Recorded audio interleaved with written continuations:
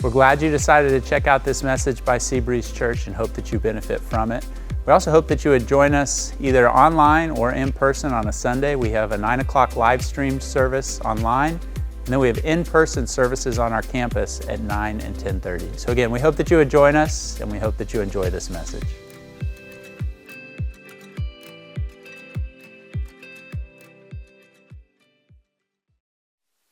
Well, good morning, everyone. Happy Father's Day again, and good to see you all today. During this month, the month of June here at Seabreeze, we are reading our way together as a church through the Old Testament book of Proverbs. We're reading it one day and one chapter at a time.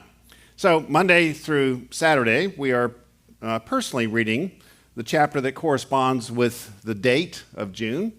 And then on Sundays, we turn our collective attention to the chapter for that particular day. So today is June 15th, and that means our focus for this message is going to be on Proverbs 15. Now, if you've read Proverbs 15, there's 33 verses, 33 proverbs in this chapter, and they have a variety of topics like all of the chapters do since chapter 10. And there's topics like the joys and the pains of being a parent of adult children. There's also the conversation about the fact that peace at home is way more valuable than wealth could ever provide. So there's a lot of different topics, but the central topic of the chapter is the power of words, and that's what we're going to be focusing on this morning. In fact, over half of this chapter, more than half of the proverbs in this chapter are about words, how we use our words. And if you've been reading along in Proverbs, once we got to chapter 10, you'll probably notice that the theme, the topic of words, is mentioned in every chapter in the book of Proverbs. So it's not just a theme in this particular chapter of Proverbs, it's one of the dominant themes in the entire book of Proverbs. And that's because wise words is essential to how life flows for us. Now, for me, it really wasn't until I got married that I learned how powerful and how important our words really are. Now, for me, I'm a talker. That may not be a surprise to you. I like to process things outside of my own head. My wife, Rebecca, is the exact opposite. She is an observer. She likes to think inside of her own head. So that represented a big learning curve for both of us because we're very different in that area. And so early in our marriage, we would describe the difference between us in this area this way. What she does is she waits until she has something intelligent to say, and then she opens her mouth and says it. On the other hand, I talk in the hope that eventually I might say something intelligent. So that's kind of something that we discovered about ourselves that helped us laugh at our difference rather than get irritated at our difference. But the biggest challenge in our marriage has not been the number of words that we have said to each other. It's been the content of those words, and in particular, the tone of those words. I mean, we can be humming along in relational harmony with not a relational cloud in the sky. And then one of us says something that has an edge to the next person. And without warning, without build-up, seemingly out of the blue, we are in a conflict. And sometimes that conflict can go on for days. Now, I heard the first verse of Proverbs 15 when I was young. Here's what Proverbs 15:1 says. It starts off this way: a gentle response turns away anger, but a harsh word stirs up wrath. Now, I've known this verse for a long time. What I've discovered is, in the heat of the moment, knowing this verse has not been helpful. Because when I'm upset and someone else is upset, in this case my wife, I know that a harsh word's just going to make it worse, but I've got to say it. I've got to get my point in. And this has been my experience in general with the category of using our words. Knowing how important your words are, knowing the difference between wise and foolish words doesn't mean you're going to be wise in the way you use your words. In fact, oftentimes I find myself actually near the end of something I'm saying. Before I've finished saying it, I'm already thinking, why did I say this? I didn't want to say it. I know it's not going to be helpful. I know I shouldn't have said it, but there it is, mid-sentence or just at the end of the sentence, it's there. So knowing The difference between wise and foolish words is very different than actually using your words wisely. And so what I want to do this morning is I want to take a deeper look into what's going on before the words come out of our mouths. It turns out that long before we speak, there is a set of pre-word decisions that shape what we say. And if we can understand and begin to change some of those pre-word decisions, that will begin to change the words that come out. The reason we can't just simply read a verse like Proverbs 15:1 and then decide to stop the flow of harsh words is because we've already made some decisions before we say those harsh words that just kind of makes the harsh words the last bit in the flow of our words. So what we're going to do this morning is we're going to address 3 pre-word decisions that fuel what we say. So the first pre-word decision is this: your words pick a side. Your words pick a side. What I'm saying is, before you speak, before I speak, we have often decided whether our words are going to be of the helpful kind or the hurtful kind. That's a pre-decision. We've come to that decision. Maybe sometimes just seconds before, sometimes days before, but we've made a decision, a side decision. We've picked a side. Now, honestly, some of our words are neutral in their effect. Not every word picks a side, but some are just neutral. They're just filler words. They're empty words that have no particular effect on those who hear them. But much of what we say has the power to either bring good or harm to those who hear our words, to hurt them or to help them. In Proverbs 15, we're given a couple of examples of this two-sided power that words have. Back to verse 1. It says, a gentle response turns away anger, but a harsh word stirs up wrath. Those are the two sides, two options. Anger is a tremendously powerful emotion. But up against the great power of anger, words are a formidable counter.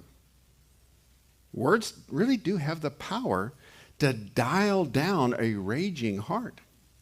Or they have the power to just pour gasoline on the fire. That's an amazing power that words have. Another example of the two-sided power that words have, verse 4 of Proverbs 15. Speech that heals is like a life-giving tree, but a perverse tongue breaks the spirits, or breaks the spirit of a person. So this is saying some words have the power to heal. They're actually life-giving. And some words have the power to break a person's spirit. They just begin to wither on the inside. That's an amazing power. It's a two-sided power. Now, why do our words have this kind of power? Why are our words so powerful? The reason our words are powerful is because God's words, the one who created us, his words are powerful. I mean, how did God create? You remember? He didn't think everything into existence. He spoke it into existence.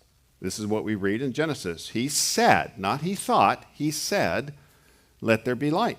And there was light. If you read on the creation story, he goes on to say, let there be an atmosphere. And there was an atmosphere. And let there be oceans. And then let there be land. And there was oceans and land. And then let there be living creatures. And then let there be plants. He spoke all of this. And it came to be. And then he worded us into existence. He spoke humankind into existence. And when God created the first human, he said something different than he had said about everything else that he had created. Here's what he said: let us make mankind in our image, in our likeness. This is why we are very different. There's a lot of similarities to us and the rest of the animal kingdom, but there's a whole lot of difference, and this is why. We are made in the image of God. That means there is a likeness between us and between God. Now, we, of course, are not God, but we do reflect some of the qualities that are true of God. And one of those qualities is the power of our words. We cannot speak reality into existence like God can, but our words have a huge influence on our world, and especially on the people in our world, because we have been made in God's likeness. We have been made in his image. But unlike God's power, our power has two sides to it. In other words, we are capable of great good and great evil. We are a mixed bag. And this two-sided power is evident whenever we open our mouth.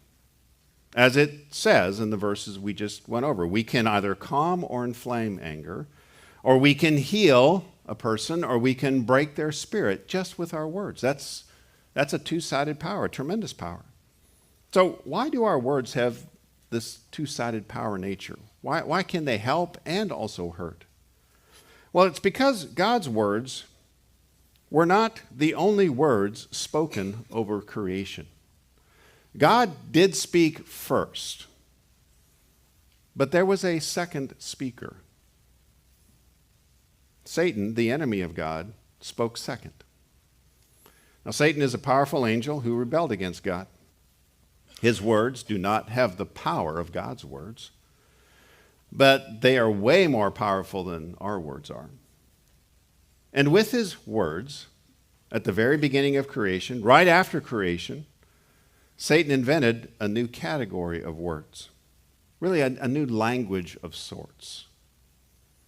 The language is called lying. That's what he spoke into creation, a lie. And the lie words, the lie language, counters what God has created and what God has said.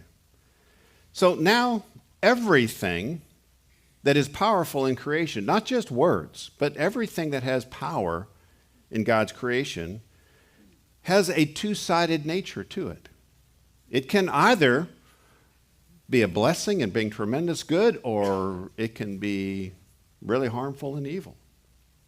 That's because God spoke first, truth and good, and Satan spoke second, deception and evil. So the question then, knowing this, is, well, then why didn't God stop Satan from speaking? He could have. Why didn't he? Well, God created a free world. And the reason for that is so that we might experience the great gift of relationship, of love, with both God and then amongst ourselves with each other. And one of the biggest requirements of love is that it must be freely chosen. Love that is forced is not love. So love only takes place in the context of freedom. And so the freedom to speak is an essential condition of freedom. That's why God allowed Satan to speak his lies into this creation. Now, we often describe an argument or a disagreement between people as a war of words. That's the common term we use. Now, if that war of words is between nations, then we are concerned that the war of words might turn into a real war, like what is happening right now in the Middle East. But the reality is that the real war is not the physical war and the physical disagreements and the wars between nations. Those are real, but there's a war that preceded that war, and that is the war of words.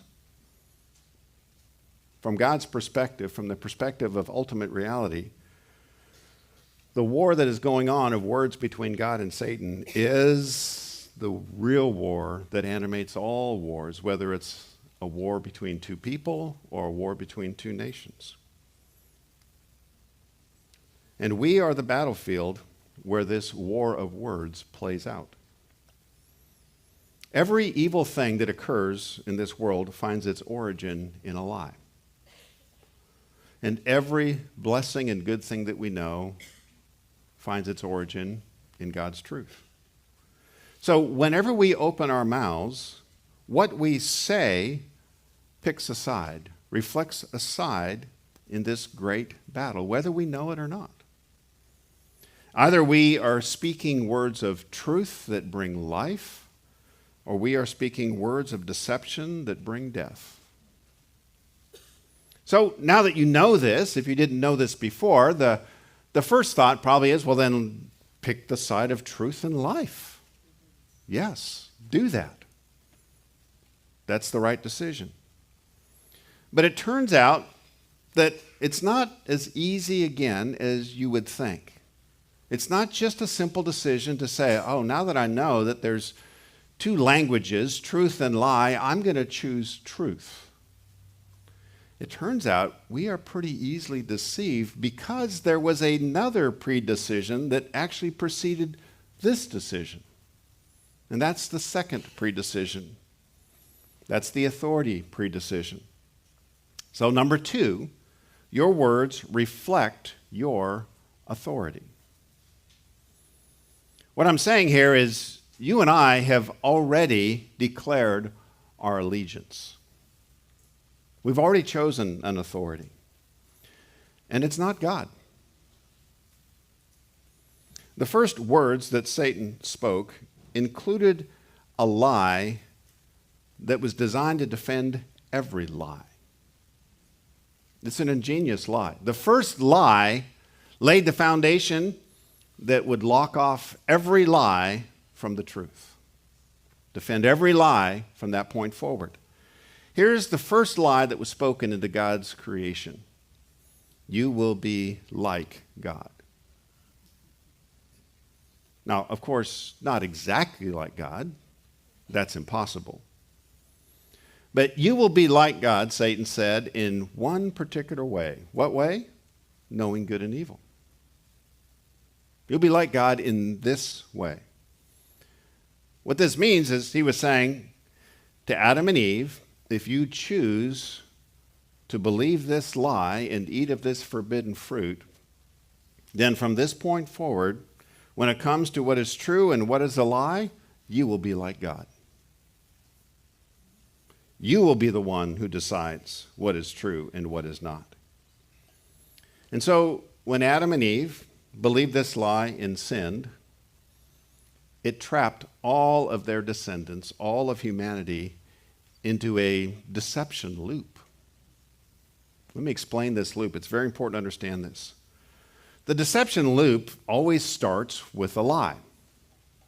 We believe a lie. Doesn't matter what it is, just pick any lie. We are deceived and we think that something that is not true is true. And therefore we're deceived. That's why it's called a deception loop. So we begin with a lie. And if what we believe is a lie, eventually it's challenged. It's either challenged by someone or by life itself.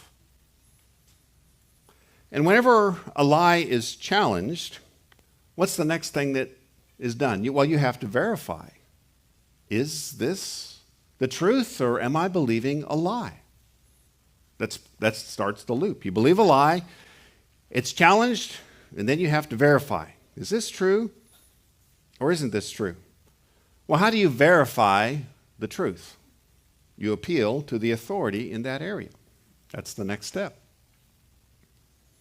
So, I was talking to someone this week, and they have a medical condition, and they thought they knew what it was, and it wasn't getting any better. So they were wondering if they might not have the truth of their medical condition in mind. So rather than just continuing to guess, they went to a medical authority. And they discovered that what they thought about their condition wasn't true, and now they're getting the proper treatment and beginning to get better. That's what we do in every area of life.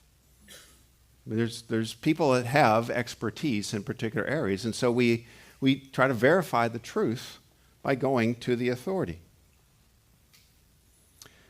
The challenge when it comes to what God says is right and wrong is ever since the lie of sin entered the world in the Garden of Eden, who again is the authority on knowing good and evil? We are. Right? This is why we're caught in a loop. Now, when it comes to medical things or maybe financial things or how to fix your car, or there's all kinds of authorities you can appeal to. But when it comes to what is right and what is wrong, we all know there is a right and a wrong. That's why we argue, because we are saying there's a right and a wrong. But when it comes to what it is, we all are convinced from birth that we're the ultimate authority. We are the deciders. We are the ones knowing good and evil. And so every child that is born is convinced that they are their own authority. It's an amazing thing if you Us as fathers, we know this. Here's this child that just learned how to talk. An indication they're learning, but they're still convinced that they know the way life should be. I mean, that's born into all of us. And it just grows up to be more sophisticated. But we are all convinced since Adam and Eve that we are like God, knowing good and evil. So what do we do whenever a moral lie is challenged? Whenever either life or someone questions our perception of the truth? Not medical truth, not financial truth, but moral truth. Well, we're the authority, so what happens next? We justify our lie. That's the loop. And therefore, the lie is reinforced. We double down on the lie. And this just goes deeper and deeper and deeper to the point where we are not open to any input at all. Now, the modern term for this deception loop is my truth. And that's the thing you hear a lot. Well, my truth, that's just another way of saying we're all born into this world thinking that we know. The problem, of course, with my truth is that we are not alone in this world. What my truth does is it isolates us from everyone else in our own little moral world. But we're not alone in this world. I mean, if we were all living in separate areas of 100 square miles and we never saw anyone else, then we could live in my truth world. But we are born into families. And we are born into communities. And everyone is locked in their deception loop. And what that means is when we're in our deception loop, it's really hard for us to agree with anyone else because my truth may not be your truth. And their truth may not be someone else's truth. And then when it comes to settling disagreements, that becomes impossible if we're all trapped in this deception loop. I mean, when someone tells you that you're wrong about something morally, what's your first thought? Well, who are you to tell me? And actually, you're right. Who are they? They're not the boss of truth. I mean, you're not either, but who are you to tell them? You're just another person with an opinion. You're not an authority on moral truth. God's the only authority. So the result of this deception loop is just a lot of conflict and a lot of words that are harsh and that destroy. The only way to break this loop is to surrender to the original author of truth, to God. Proverbs 15:33, the last verse in this particular proverb, describes this decision this way. It says, "The fear of the Lord provides wise instruction." It breaks you out of your deception loop. And before honor comes humility. Now, again, the fear of the Lord is one of those reoccurring themes in the book of Proverbs. That's why we've talked about it already. We've defined it as taking God seriously enough to obey him. What it means practically is God is your authority. He actually is the one that you appeal to. You appeal your ideas, and if he says, no, that's actually a lie, you surrender your thinking and your emotions on that area to what God says. And that breaks up the deception loop by putting God back at the top. You demote yourself as the authority, and you put God back at the top. That's what it means to fear God, to take him seriously enough to put him over your own mind. I want you to notice the progression in this verse that we just read. First, we make God the boss of truth. That's the fear of the Lord. That's that decision. We take him seriously. In other words, the fear means he is the boss of reality, just like gravity is the boss of the law of gravity. And that's why we don't stand on the edges of cliffs with strong winds. We fear falling. So God is the authority. We make God the boss of truth. We say the opposite of the first lie, and we admit that we are not like God, knowing good and evil. Then what happens next is God then provides us with wise instruction. That's the next thing that happens in this verse. Now, God's wise instruction was always there for us to read and to listen to. The thing is, we weren't open to God's instruction before we put God at the top of the authority. But now we are. Now we're open to his instruction. He can speak into our deception loop and correct our errors. And then what happens is, with God's help, we actually get the chance to build a life that is honorable. It's worthy of honoring. Now, this progression that leads to an honorable life is not just a one-time decision. This is a continuing decision, because if you put God back at the top of the loop, you're going to hit a point where he challenges one of your lies, and you're going to say, well, no, on this particular area, I'm not letting go. I'm the boss of this particular area. So there's not one big deception loop that covers our entire life. The way it really works is it's more of a bunch of territorial loops that defend areas of our life that we're not willing to surrender to God. So we make the big decision, God, you're in charge of truth. And then God moves the situation of life forward and such that he challenges this area. It's like, well, not that. I'm still the boss of that. I'm still the boss of my sexuality. I'm still the boss of my money. I'm still the boss of whatever it is. That's a territorial loop. And the reason we have territorial loops is that Satan's words don't have the power to suddenly take over an entire life. So his approach is to gain what the Bible refers to as a foothold in our hearts. In other words, to take over just one area of our life. A beachhead would be the military term. And then from that beachhead, from that foothold, influence can advance. One of the places you see this is in the New Testament book of Ephesians, chapter 4, verses 25 through 27. It's talking about the need to speak the truth.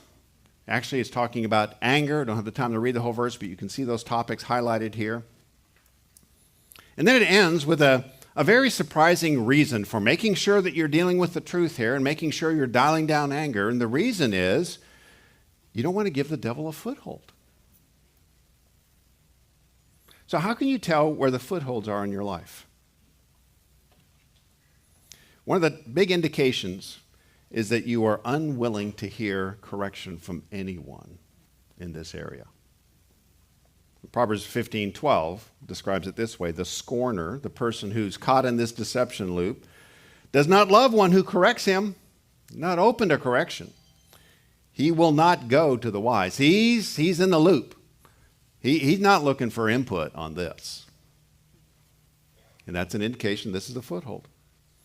Now, those who are close to you, especially if they live with you, they know where your footholds are, because they've tried to speak into that deception loop, and they've paid a price. It's kind of like they've stepped on a landmine. Now they know where the landmines are. They've marked that spot, and they're not going to bring it up again, because you are not going to hear anything on this. Now, the foothold can be an area of sin. Sometimes it can be even like a hobby. There's just something, I'm not going to give this up at all for no reason. One of the things I've noticed about myself and others, sometimes footholds in our life are defended by this persona of don't talk to me. You know how we can give off that persona? You can just give off a vibe that says, don't talk to me about anything serious. A few years ago, I asked a friend of mine for some advice on a matter. And he said this to me. He said, you know what? I've been praying for 2 years that you would ask me that question. And my first thought was, why didn't you just bring it up? And he said, it's because I could tell you weren't open. I was like, what? Indication, not open, right? And as I thought about that, I looked back over the 2 years that he was talking about, and I thought,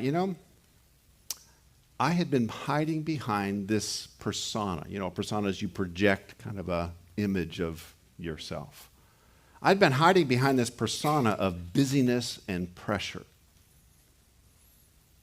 I mean, if you related to me during those 2 years, for very long, you got the impression of like, I'm busy, life is crazy, don't you dare add anything else to my life.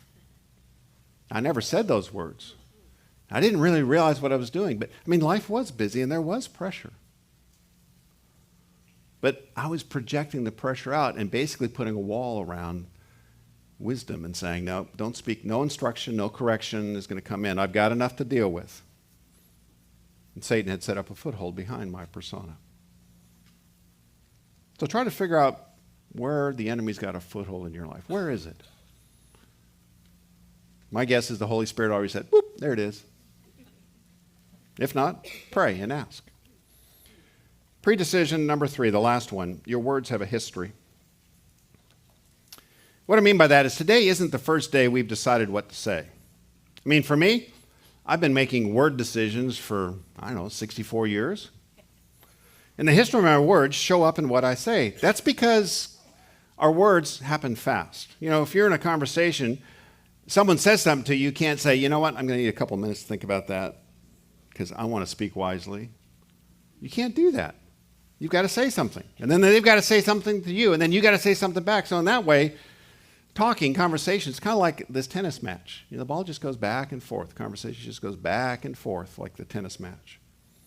And so what happens is, if you ever play tennis, how you hit the ball in the moment is going to be a reflection of how you've learned to hit the ball in the past. The same with words. What we say in the moment rests on what we have said in moments like that for decades.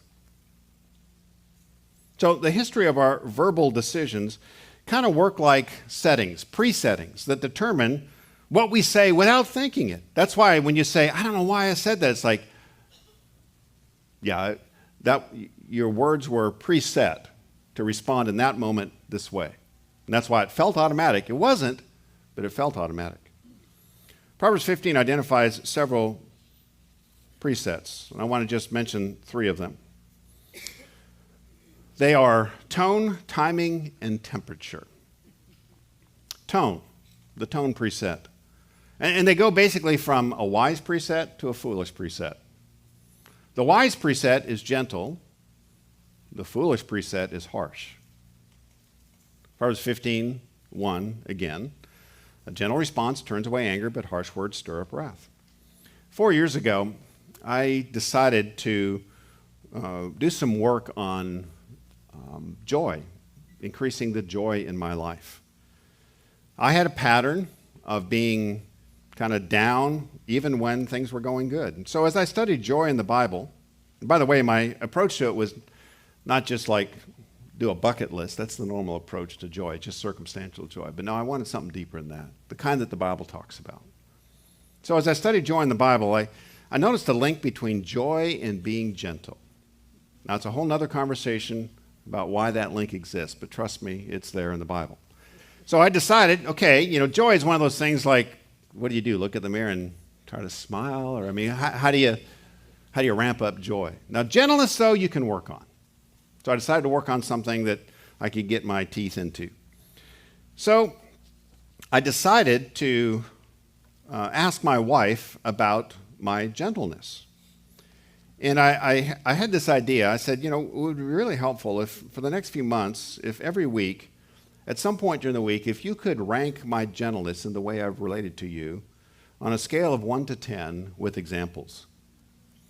And her response was, yeah, I'm not doing that. Which could have been an early indication of, maybe I'm not as gentle as I thought I am. But I convinced her, I said, no, this would really be helpful. I really want to make sure that, I'm growing in this area. And so she agreed to it, and then I heard nothing. And I discovered, okay, I'm going to have to initiate. She's not going to initiate. And the first time we sat down, after I initiated, I discovered why she wasn't initiated. She gave me a ranking that was, not a passable grade. And I was stunned. I don't yell. I don't ever get physical. And what do you mean I'm not? And then she gave me the example, and I began to argue. And then she was like, you see? And I was like, oh, man. So we did this for about 4 months. I know. I agree. I'm not saying you should all do this. I'm just saying this is what I did. But you know what I began to realize and then began to be able to do? I began to change my tone with my wife because I noticed it. I hadn't even noticed it before. I began to identify the moments, and I could almost begin to see, oh, we're heading into harsh land. Let's start thinking here. That's how powerful presets are. The timing preset goes from thoughtful, that's wise, to spouting, not wise. Proverbs 15:2, the tongue of the wise treats knowledge correctly, but the mouth of the fool spouts out folly. They're gushers. You know, because I'm a talker, I can just say this to us talkers. We think of our words more arrogantly than we should. What we tend to think, and this is embarrassing to admit, we think that people would really benefit from what we have to say. And they might actually really enjoy what we have to say. And the truth is, sometimes they do, but we tend to think that everything we say is beneficial and enjoyable, and people just will gather around like you guys are doing right now. This is not helpful for me, okay? But you're listening. You shouldn't be. But no, you are. These are God's words. But we tend to be arrogant. And the truth is that spouting, talkers, they don't treat knowledge correctly. What that means is when you're in broadcast mode, you easily misread people and you easily misread the situation. So one of the things I've worked on is, and before I get into a social setting, I try to take a few minutes to think about some of the people I know are going to be there and what might be going on in their life and how I might learn something about them. And then I ask God for help to just not spout, but to be thoughtful in what I say. That helps me begin to work on that preset. Last preset, temperature. Temperature is cool to hot. Think you know what this means? Proverbs 15, verse 18. A quick-tempered person stirs up dissension. The one who is slow to anger calms a quarrel. So if you get hot when aggravation comes, you'll say things that are only going to make it worse. I mean, again, if you're in a relationship, you're married, and you're upset with each other, you know what that means? You have a problem to solve. That's just what marriage is. Marriage is one of God's basic problem-solving arrangements. That's what you do as a married couple. You solve problems. That's not all you do, but that's a lot of what you do. So if you're upset with each other, well, now you have a problem to solve. If you are quick to get angry, well, now you got 2 problems to solve. And if you keep being angry, now you got 3, now you got 4. I mean, just basically it's the point where it's like, how many problems do you want to add to your list of problems? Dial it down. Bring the temperature down.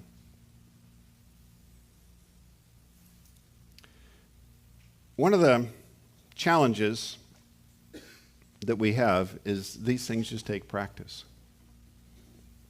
But without replacing God as your authority from the second point we made, no matter how much you practice, you're not going to be able to change these.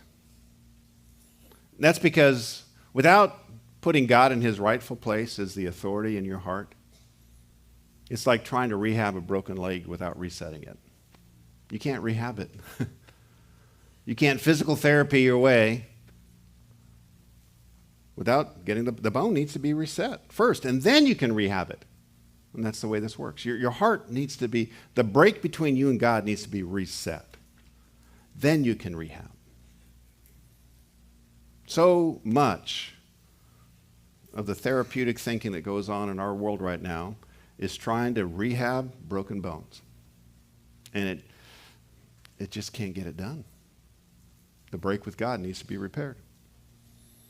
Now, the longer we have the foolish settings in place, the harder they are to change.